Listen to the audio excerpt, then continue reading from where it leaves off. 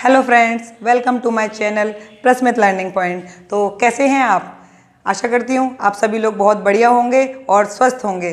तो आज मैं आपके लिए एक बहुत इंपॉर्टेंट टॉपिक लेके आई हूँ, जिसमें मैंने कुछ फॉर्मूलाज हैं जो आपके सामने दिख रहे होंगे कि ब्लैक बोर्ड पर मैंने पहले से लिख रखे हैं टाइम सेविंग के लिए। क्योंकि अगर मैं आपके सामने यहाँ पर लिखती तो कुछ एक्स्ट्रा टाइम जा सकता था। उस चीज़ को मुझे एक्सप्लेन भी करना है और वीडियो मुझे बहुत शॉर्ट बनानी है, जिससे कि आपकी टाइम की शेविंग भी हो और उसके अलावा आपको कोई दिक्कत भी ना हो और मेरा एक्सप्लेनेशन बहुत ही अच्छा हो सके।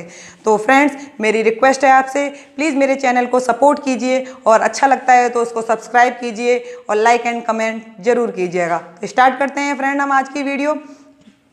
देखिए, ये मैंने यहाँ पे पहले से ही कुछ फॉर्मूले लिख रखे हैं। पहला टॉपिक देखते हैं हम इसमें, प्रत्येक सम संख्या का वर्ग एक सम संख्या होगी।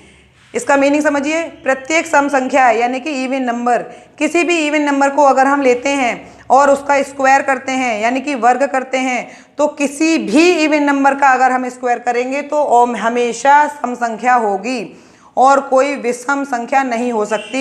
ये हमेशा के लिए है हमारे फ्रेंड्स, एक किसी कंडीशन के लिए नहीं है। इस चीज़ को आप रट लीजिएगा। ये 6 फार्मूले हैं, ये मोस्ट इंपॉर्टेंट फार्मूले हैं इस टॉपिक के, इस चैप्टर के, नंबर सिस्टम के।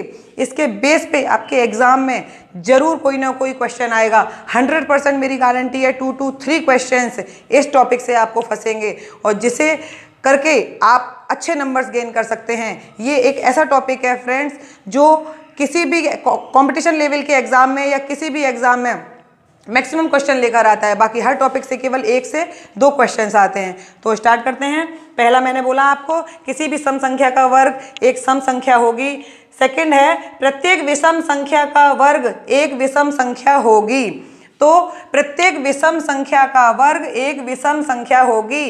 विषम मीन्स ऑड नंबर्स। अगर किसी भी ऑड नंबर का आप स्क्वायर करते हैं तो वो हमेशा विषम संख्या ही आएगी। ये आपका यूनिवर्सल ट्रुथ हो चुका है। अगर आप विषम संख्या का वर्ग करेंगे तो वो हमेशा एक विषम संख्या ही होगी। थर्ड है हमारा, प्रथम एन प्राकृतिक संख्या का योग, यानी कि प्रथम स्टार्ट से लेकर कितनी भी संख्याएं हों, उन संख्याओं की जो काउंटिंग होगी उसको हम एन बोलेंगे। प्रथम एन प्राकृत संख्याएं, प्राकृत संख्याएं मैंने आपको बताया था फ्रेंड्स, नेचुरल नंबर्स। अगर हम प्रथम एन संख्याओं का योग करेंगे तो ये उसका एक फॉर्मूला होता है। आप प्लीज 2-3 फॉर्मूला हैं, इसमें ज़्यादा नहीं है, आप इन फॉर्मूलाज को याद कर सकते हैं और आप इसका स्क्रीनशॉट लेकर अपने पास सेव कर लीजिएगा, जिससे कि आपको ये फायदा देगा। तो प्रथम एन प्राकृतिक संख्या का योग एन ब्रैकेट में n+1/2। एन क्या होगा इसमें फ्रेंड्स? एन होगा जो संख्याएं हैं उनकी काउंटिंग, यानी कि कितनी संख्याएं हैं, 1 2 3 जो भी हो, हम स्टार्टिंग से लेंगे। फोर्थ है, प्रथम एन सम संख्या का योग, जैसे कि 2 4 6 8, ये कितनी हो गई? 4 हो गई ना। इसी तरीके से मैं अभी आपको एग्जाम्पल के रूप में एक एक टॉपिक का बताऊंगी। उससे पहले, क्योंकि यहाँ पर स्पेस की वजह से आपको प्रॉब्लम होनी थी, तो ये स्क्रीनशॉट लेने के लिए मैंने आपको बोला है कि आप इसको स्क्रीनशॉट ले सकते हैं। उसके बाद में एक एक चीज़ को आपको एक्सप्लेनेशन कर दूंगी। टाइम की सेविंग की वजह से मुझे ये फॉर्मूला लिख के रखने पड़े, जिससे कि आपको कोई प्रॉब्लम ना हो। थर्ड है आपका, नेक्स्ट है प्रथम एन विषम संख्या का योग, एन स्क्वायर। प्रथम एन विषम संख्या का योग एन स्क्वायर। मैं आपको पहले ही बता चुकी हूं, इसमें से एन क्या है? एन है आपकी जो भी संख्याएं हैं उनकी काउंटिंग, वो कितनी संख्याएं हैं उसको हम एन मानेंगे। ओके, जब हम उनका योग करेंगे वो हमारे सामने निकलेगा कि वो कितनी संख्याएं हैं। समांतर श्रेणी, समांतर श्रेणी का ये फॉर्मूला है a+d, a+2d, a+3d up to etcetera. एनवा पद निकालना है अगर हमें, तो a+n-1d, प्रथम n पदों का योगफल। जो भी आपके स्टार्टिंग से n पदों के योगफल होंगे वो हमारा फॉर्मूला है n/2 2a+n-1d। n/2 a+l, ये फॉर्मूला आकर हो जाता है ये वाला n/2 a+l, जहां पर l क्या है? nवा पद। जहां पर l क्या है? मैंने आपको बोला था nवा पद क्या है ये। तो ये आपका फॉर्मूले को जब हम शॉर्ट करके निकालेंगे तो आपका बनता है n/2 a+l। ए अब इसमें मैंने आपको आइडेंटिफाई किए हैं। ए को हम क्या बोलेंगे? प्रथम पद, डी को बोलेंगे सार्वंतर। सार्वंतर का मतलब कोई भी जो संख्याएं दी हुई हैं उनके बीच का जो डिफरेंस होगा वो होगा सार्वंतर। एन आपको मैंने बता ही चुका है, पदों की संख्या। एन आपको मैंने बोला है कि पदों की संख्या। तो मैं एक बार फिर जल्दी जल्दी से रिपीट करती हूँ। प्रत्येक सम संख्या का वर्ग एक सम संख्या होगी। प्रत्येक विषम संख्या का वर्ग एक विषम संख्या होगी। प्रथम n प्राकृतिक संख्याओं का योग n+1/2 होगी। प्रथम n सम संख्या का योग n+1। प्रथम n विषम संख्या का योग n² समांतर श्रेणी। ओके, तो अब मैं आपको इनके एक्सप्लेनेशन बता देती हूँ। उससे पहले मैं आपसे ये कहना चाहूँगी कि अगर मेरी वीडियो में आपको कोई भी प्रॉब्लम या फिर किसी भी तरह की कोई भी दिक्कत आती है तो आप प्लीज़ कमेंट बॉक्स पे इसको शेयर कर सकते हैं। और एक चीज़ मैं आपसे कहना चाहूँगी अपने एक्सपीरियंस के बारे में कि पढ़ते रहिए और मैथ्स को कमज़ोर मत समझिए। आप करेंगे किसी चीज़ को तो आपको हासिल होगा, और ये मोस्ट इंपॉर्टेंट टॉपिक है आपका। प्लीज़ इस चैप्टर को बड़े ही ध्यान से समझिए। किसी भी एग्ज़ाम के लिए आपका ये टॉपिक आपको मार्क्स गेन करने में प्रॉफिट कर सकता है। अगर आप इस टॉपिक से एक एक क्वेश्चंस को, जो केवल आप, मैं इतना कहना चाहूँगी, मेरी हर वीडियो को आप बस ध्यान से देखिएगा और इस वीडियो को पूरी देखिएगा। क्योंकि अगर आप इस वीडियो को छोड़ेंगे या बीच में ही आप स्किप करेंगे तो हो सकता है कुछ बहुत ज़रूरी बात जो मैं आपको बताना चाह रही हूँ वो इससे छूट जाए। तो आप इस चीज़ को इस वीडियो को पूरा देखिएगा। और अगर इससे रिलेटेड आपको कोई क्वेरी होती है तो आप प्लीज़ कमेंट बॉक्स में इसको शेयर करें। और किसी भी तरह का आपको कोई कन्फ्यूज़न होता है उसको भी आप कमेंट बॉक्स में लिख सकते हैं। तो हम एग्जाम्पल स्टार्ट करते हैं फर्स्ट टॉपिक से कि प्रत्येक सम संख्या का वर्ग एक सम संख्या होगी। वो कैसे होती है? वैसे मेरे ख्याल से आप लोगों को ये सब आता ही होगा, लेकिन ये वीडियो मैंने आपको पहले भी बताया था, उन बच्चों के लिए मोस्ट इंपॉर्टेंट है जो बच्चे किसी भी टॉपिक को करने से डरते हैं या फिर जिनको थोड़ा केवल रिवीजन करना है, उनके लिए तो मोस्ट बेनिफिट है क्योंकि उनको तो सिर्फ रिवाइज ही करना है। तो जैसे कि आप देख लीजिए कि जैसे मैं 2 का वर्ग करती हूँ, क्या आएगा? 4। अगर मैंने 3 का स्क्वायर किया, सॉरी 3 एक विषम संख्या है, इसको मैं नेक्स्ट वाली लाइन में बताऊंगी। 4 का वर्ग करती हूँ, कितना आएगा? 16। सम संख्या है। 6 का करती हूँ, 36 सम संख्या है। तो आपको ये वाला टॉपिक समझ में आ गया होगा। किसी भी सम संख्या का वर्ग करेंगे तो हमेशा एक सम संख्या आएगी। ठीक है, अब हम चलते हैं नेक्स्ट वाली लाइन पे आपकी कि प्रत्येक विषम संख्या का वर्ग एक विषम संख्या होगी। वो कैसे होगी फ्रेंड्स? देखिए, अब आप इसमें विषम संख्या ले सकते हैं। 3 का स्क्वायर कीजिए आप, क्या आता है? 9। 9 क्या है? मैंने आपको बताया था। ये चीज़ें फ्रेंड्स आपको तभी क्लियर होंगी जब आप मेरी इनसे लास्ट वीडियोस देखेंगे। इससे पहले मैं 2 वीडियो और डाल चुकी हूँ इसी चैप्टर से रिलेटेड। उन वीडियोस को आप देखेंगे तो इस प्रॉब्लम से आपको कभी कोई प्रॉब्लम नहीं होगी और ये चैप्टर्स आपको बहुत अच्छे से समझ में आएगा। देखिए 7 का स्क्वायर क्या होता है? 49। क्या ये एक विषम संख्या है? 5 का स्क्वायर क्या होता है? 25। क्या ये एक विषम संख्या है? अब हम चलते हैं नेक्स्ट पे। आपके टाइम सेविंग के लिए मुझे ये फॉर्मूलेज पहले से लिख के रखने पड़े जिससे कि आपकी टाइम की सेविंग हो सके और वीडियो बहुत ज़्यादा बड़ी ना हो सके, जिससे कि आप उसको देखने में प्रॉब्लम हो। अब हम चलते हैं, हमारा है प्रथम n प्राकृतिक संख्याओं का योग। 2 1 2 3 4 5। अब हमें इनका योग करना है। मैंने आपको फॉर्मूला बताया था। क्या फॉर्मूला बताया था मैंने? n+1/2 यही बताया था ना। अब इसमें n क्या है हमारे? आप काउंट कीजिए, 1 2 3 4 5। कितने नंबर है ये हमारे? 5। ओके, यानी कि nवां पद। अब ये क्या है? अब आप इसमें nवां पद क्या होगा? 5+1/2। मैं इसको ऊपर वाले को रफ कर देती हूँ, थोड़ा सा स्पेस की प्रॉब्लम है यहाँ पर, इसलिए मुझे लगता है ऊपर का ये आपको समझ में आ गया होगा।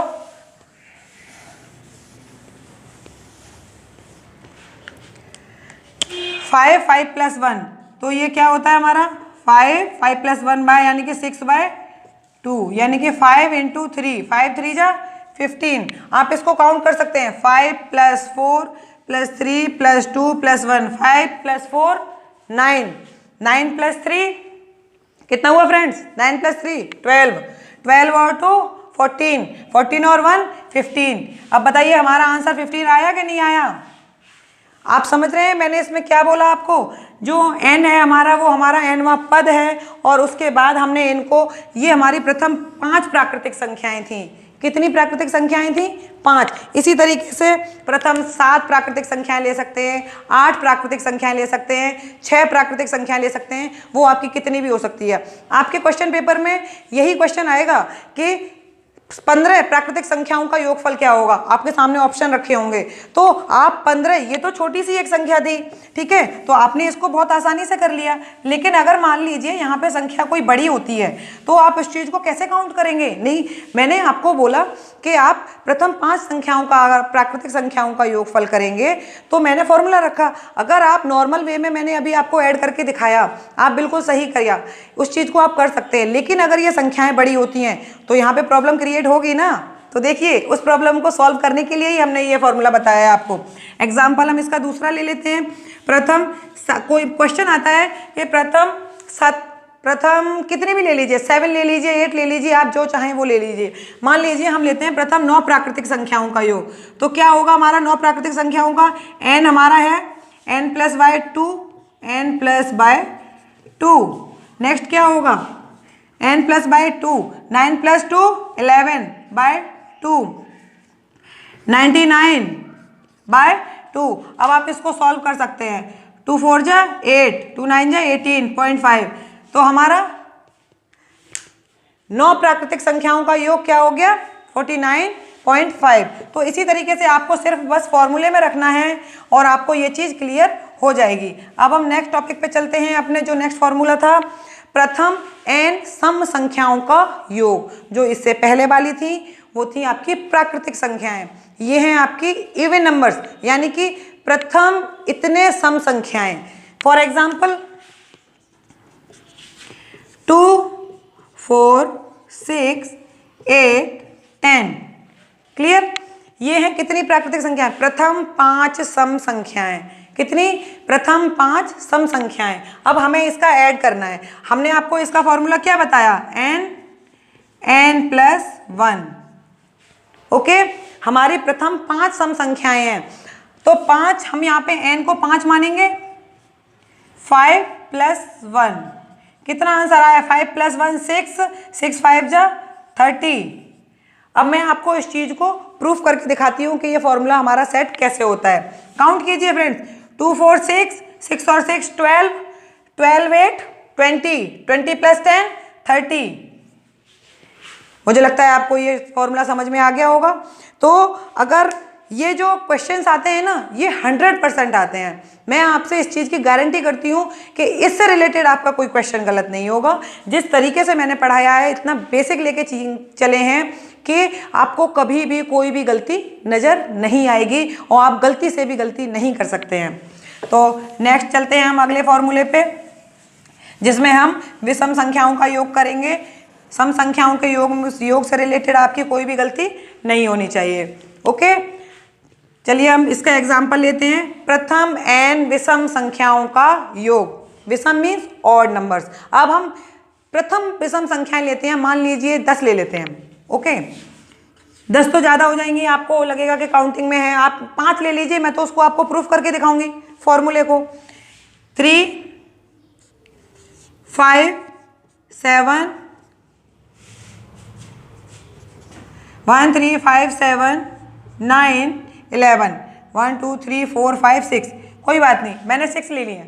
प्रथम n विषम संख्याओं का योग। इसका फॉर्मूला क्या बताया था फ्रेंड्स मैंने आपको? n²। यानी कि कितनी संख्याएं हैं हमारी? 6।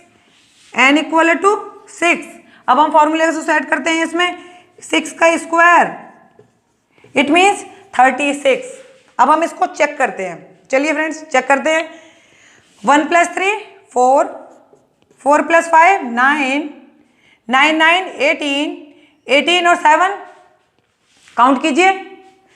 18 + 7 25, 25 + 11 36। क्या हमारा ये फॉर्मूला प्रूफ हो गया?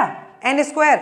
यानी कि आपके पास अगर विषम संख्याओं का कोई योग पूछे, प्रथम 6 विषम संख्याओं का योग बताइए, प्रथम 20 विषम संख्याओं का योग बताइए, प्रथम 15 विषम संख्याओं का योग बताइए, तो आप इससे रिलेटेड कोई भी क्वेश्चन गलत नहीं करेंगे। ओके, तो ये हमारा फॉर्मूला हमने प्रूफ कर दिया है। मुझे लगता है कि आपको इससे रिलेटेड कोई भी कंफ्यूजन नहीं होगा। तो हमने 5 फॉर्मूले आज क्रिएट कर लिए हैं और उनको हमने बहुत अच्छी तरीके से समझ लिया है। तो अब हम चलते हैं लास्ट फॉर्मूले पे। इससे रिलेटेड क्वेश्चन हमारे पास आता है तो हम मोस्टली गलती कर जाते हैं, लेकिन हमें ये गलती नहीं करनी है। चलिए हम देखते हैं। मैं इसका एग्जाम्पल बता देती हूँ, सारवंतर n पदों का योगफल वाले क्वेश्चन का हम एग्जाम्पल लिखते हैं। 1 3 5 7 9 11 1 2 3 4 5 6। एक और ले लेते हैं, 7 हो गई। अब ये मैंने नंबर ले लिए हैं, ठीक है। अब इसका क्वेश्चन वो पूछेगा कि प्रथम n पदों का योगफल बताइए, ठीक है। अब जो मैंने आपको फॉर्मूला बताया था उससे कैसे सॉल्व करेंगे इसको, वो देखिए। इसमें जो मैंने फॉर्मूला बताया था, a बराबर प्रथम पद था, जो यहां पर क्या है 1, ठीक है। अब n बराबर कितने पद हैं 7, 1 2 3 4 5 6 7। nवां पद हमारा 7 हो गया, d की वैल्यू हमारी 2 हो गई।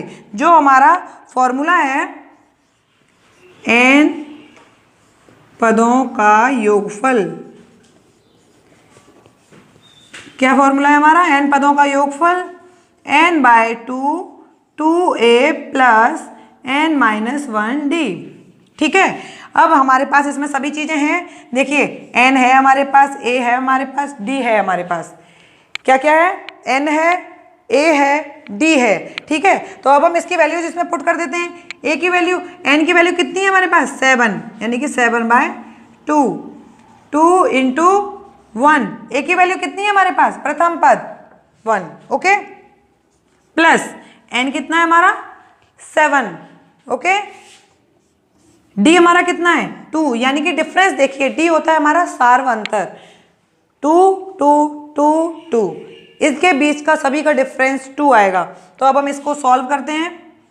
7/2 2 plus 6 7/2 2 plus 12 7/2 14, 7 into 7 equal to 49। तो हमारा आंसर क्या आया फ्रेंड्स 49। अब आपको देखिए, ये था नॉर्मल फॉर्मूला, जब हमें केवल इतना पता हो जो भी डिफरेंस है वो इक्वल आना चाहिए, जो संख्याओं के बीच का सारवंतर है वो इक्वल हो, और उसके बाद वो कितनी संख्याएं हैं वो होगा हमारा nवां पद, जो डिफरेंस होगा वो कहलाएगा हमारा d, और जो हमारा फर्स्ट वाला होगा उसको बोलते हैं हम प्रथम पद। इसके अकॉर्डिंग आपके सामने कोई भी श्रेणी दी हो, आप क्वेश्चन को सॉल्व कर पाएंगे, बिल्कुल भी गलती नहीं करेंगे। देखिए मैंने आपके सामने एग्जांपल लेके कराया है। अब इसी चीज को हम, जब ये कंडीशन उन क्वेश्चंस के लिए है जब आपको किसी भी तरह की श्रेणी दी हो, किसी भी तरह की, बस सारवंतर सेम होना चाहिए, सम संख्या हो, कोई सी भी संख्याएं हो, विषम संख्याएं हो। अब हम यहाँ पे इसको सेकेंड तरीके से करते हैं सॉल्व। देखिए फ्रेंड्स, सेकंड तरीके से कैसे सॉल्व करेंगे, आपको क्या दिख रहा होगा कि ये जो मैंने श्रेणी लिखी है ये एक विषम संख्याएं हैं, दिख रहा है आपको कि ये सभी क्या हैं, विषम संख्याएं हैं। 1 3 5 7 9 11 एंड 13। तो स्टार्ट करते हैं। मैंने आपको बताया था विषम संख्याओं वाले फॉर्मूले में क्या बताया था, n स्क्वायर, प्रथम n विषम संख्याओं का योगफल। क्या, प्रथम n विषम संख्याओं का योगफल, उसका फॉर्मूला बताया था मैंने n स्क्वायर, ओके। तो n स्क्वायर से हम फॉर्मूला करते हैं, गिनिए 1 2 3 4 5 6 7। हमारे पास n कितना है 7, स्क्वायर कर दिया इसको, लीजिए 7 इंटू 7 49। हमारा आंसर क्रॉस चेक हो चुका है, आंसर हमारा सेम आ गया। तो मैंने आपको दो तरीके से सॉल्व करना बताया है। अगर आपके पास सम संख्याएं होती हैं तो n ब्रैकेट में n+1 करके आप सॉल्व कीजिएगा। अगर आपके सामने विषम संख्याएं होती हैं तो आप सार्वश्रेणी वाला, सार्व अंतर वाला, d वाला फॉर्मूला लगाकर आप उसको सॉल्व कर सकते हैं। तो कैसे लगे आपको ये फॉर्मूलेज? आप इनको, मैंने आपको स्टार्टिंग में पूरे फॉर्मूले की लिस्ट दिखा दी थी, आपने उसका स्क्रीनशॉट ले लिया होगा। आप उसको प्लीज़ ले लीजिएगा स्क्रीनशॉट, जिससे आपको ये फॉर्मूले याद रहेंगे। और बस ज़्यादा फॉर्मूले नहीं थे, 3-4 ही फॉर्मूले थे, बहुत आसान थे। तो अब आप उस चीज़ को ट्रिकी तरीके से समझ चुके हैं। मुझे नहीं लगता कि इसमें आपको कोई प्रॉब्लम आई होगी। इससे रिलेटेड प्रैक्टिस कीजिएगा, और इस क्वेश्चन से रिलेटेड अगर आपको कोई भी मिस्टेक या किसी भी तरह का कोई भी कंफ्यूजन लगता है तो आप उस चीज़ को कमेंट बॉक्स में शेयर करके बता सकते हैं। अब हम स्टार्ट करते हैं एक दूसरा टॉपिक जो बहुत ही छोटा टॉपिक है। मैं चाहती हूँ नेक्स्ट वीडियो में आपकी ये वाला चैप्टर खत्म करने की कोशिश करूँ। एक आध चीज़ और रह गई है, जैसे कि हम किसी भी चीज़ को, किसी भी नंबर है उसको किस किस से वो विभाज्य हो सकती है। हम हर किसी को तो टेबल से विभाज्य करके नहीं देख सकते ना, टेबल से डिवाइड करके नहीं देख सकते ना, टाइम वेस्ट होता है। हमें किसकी तैयारी करनी है? कंपटीशन लेवल की। कंपटीशन लेवल में क्या होता है, 12th तक के बच्चे क्या करते हैं, उसको लिख लिख कर याद करते हैं। कंपटीशन लेवल में क्या होता है, ट्रिक वाइज। आपको अगर उसकी ट्रिक आती है, आपको उसका शॉर्ट मेथड आता है, तो आप उसका आंसर जल्द से जल्द निकाल सकते हैं। पेपर तो सभी सॉल्व करते हैं फ्रेंड्स, बट जो जल्दी सॉल्व कर देता है और जो टाइम से पहले सॉल्व कर देता है वही उसी को सफलता मिलती है, और वही कभी गलती नहीं करता है। आप अगर शॉर्ट मेथड के थ्रू अपने फंडे को बिल्कुल फिट रखेंगे, कभी आपसे मिस्टेक होने के चांसेस नहीं रहेंगे। तो नेक्स्ट टॉपिक लेके चलते हैं हम। उसमें होता है संख्याओं का मान। क्या है फ्रेंड्स हमारी हेडिंग?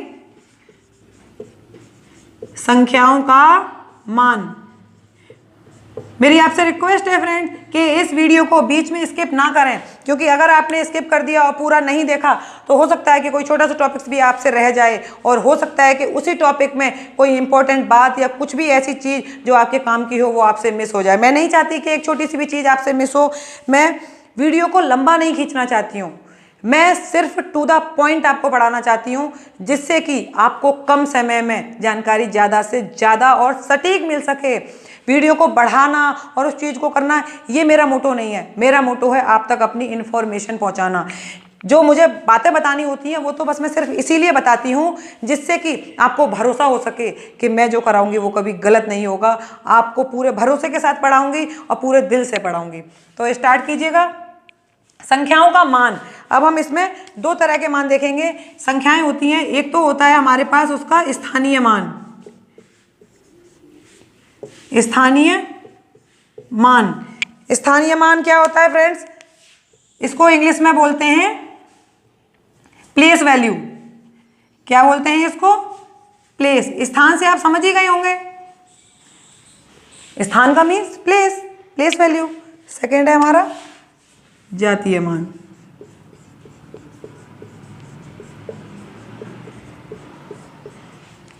जातीय मान का मीन्स होता है फेस वैल्यू। अगर इस टॉपिक को आपने थोड़ा सा भी मन से पढ़ लिया, एक नंबर 100% किसी भी एग्जाम में इससे रिलेटेड क्वेश्चन एक नंबर का जरूर आता है। खासकर यूपी टेट, सी टेट, जो टीचर बनने की तैयारी कर रहे हैं उन बच्चों से मेरी रिक्वेस्ट है कि इस चीज़ को एस्केप ना करें। और इससे रिलेटेड इस चीज़ को आपने अगर बेसिक से समझ लिया ना, इससे रिलेटेड कभी किसी क्वेश्चन में आपको गलती नहीं होगी। तो फर्स्ट टॉपिक लेके चलते हैं हम, स्थानीय मान। स्थान में क्या होता है? स्थानीय में क्या होता है? यानी कि किसी भी संख्या में उस अंक का मान जिस स्थान पर है, वो किसी भी संख्या में किसी अंक के स्थान का मान, यानी कि वो किस स्थान पर है, इकाई के स्थान पर है, दहाई के स्थान पर है, सैकड़े के स्थान पर है, हजार के स्थान पर है, वही होता है उसका स्थानीय मान। एग्जाम्पल लीजिए इसका। मान लीजिए 2, 3, 4, 5, ये क्या है? इकाई। ये क्या है? दहाई। ये क्या है? सैकड़ा। ये क्या है? हजार। ठीक है। अब हम इसमें क्वेश्चन पुटअप करते हैं कि आप बताइए 3 का स्थानीय मान क्या है। क्वेश्चन ये है कि 3 का स्थानीय मान क्या है। तो 3 का स्थानीय मान क्या होगा, ये किस जगह पर है, आप देख के बताइए किस जगह पर है। ये इकाई, दहाई, सैकड़ा, 100 के स्थान पर है। तो हम यहाँ पर 3 × 100 यानी कि इसका स्थानीय मान हो जाएगा 300, 300। इसी में अगर वो पूछता है कि 2 का स्थानीय मान बताइए, 2 का स्थानीय मान कैसे करेंगे, 2 हमारा किस जगह पे है, 1000 के प्लेस पे, यानी कि 2000। ओके, अब हम इसको और एक्सप्लेनेशन के साथ समझेंगे। ध्यान दीजिएगा फ्रेंड्स, इससे रिलेटेड मैं अभी आपको ये टॉपिक यहीं बिल्कुल फिनिश कर दूंगी, स्थानीय मान और जातीय मान वाला। इससे रिलेटेड किसी भी क्वेश्चन से आपकी गलती नहीं होगी और आप उसको गलत नहीं करेंगे। स्थानीय मान से लेके चलते हैं। एक क्वेश्चन है 2, 3, 4, 5, 6, ठीक है। तो इसमें ये पूछा है आपसे कि आप बताइए 3 का स्थानीय मान क्या है। तो 3 का स्थानीय मान क्या होगा, 3 के आगे कितने डिजिट्स हैं, 3 × 1000 यानी कि 3000।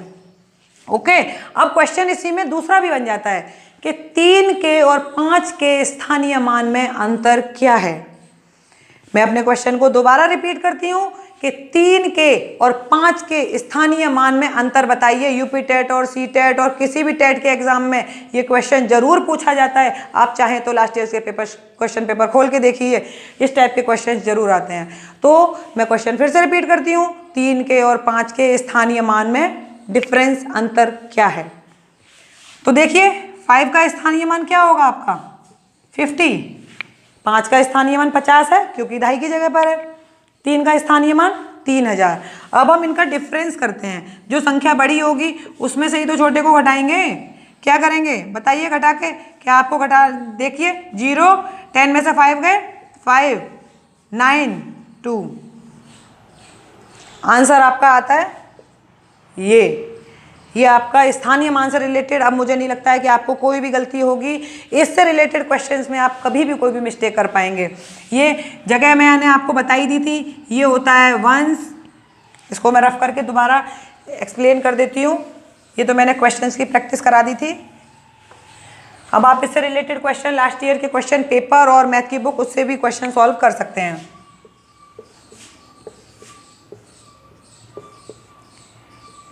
इकाई, दहाई, सैकड़ा, 1000, 10,000 यानी कि 1s, 10s, 100, 1000 एंड 10,000। ठीक है, जो 6 की वैल्यू होगी वो होगी 6, 5 की वैल्यू होगी 50, 4 की वैल्यू होगी 400, 3 की वैल्यू होगी 3000 और 2 की वैल्यू होगी 20,000। ओके, अब हम चलते हैं जातीय मान की तरफ। स्थानीय मान आपको क्लियर हो गया होगा।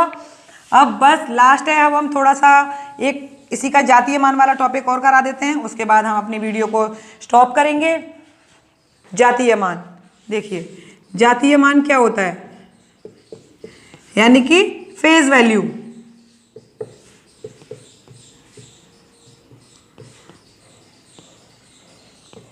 फेस वैल्यू, फेस से मीन्स आपका समझ में आ रहा है, फेस क्लियर हो रहा है ना, हर किसी को पता होगा फेस क्या होता है, यानी कि उसका चेहरा है ना।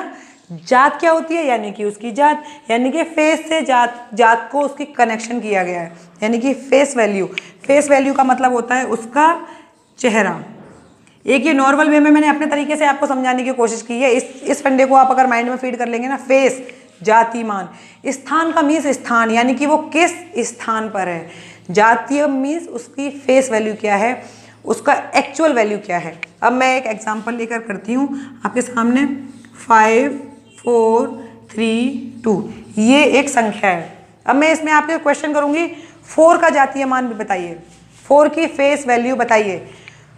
4 की फेस वैल्यू 4 ही होगी। इसकी डेफिनेशन होती है किसी भी संख्या में उस अंक का वह मान जो परिवर्तित ना हो उसी को जातीय मान कह लेते हैं। किसी भी संख्या में अंक का वह मान जो किसी भी परिस्थिति में ना बदला जा सके, उसका वही मान रहता है, वही उसका जातीय मान कहलाता है, यानी कि फेस वैल्यू।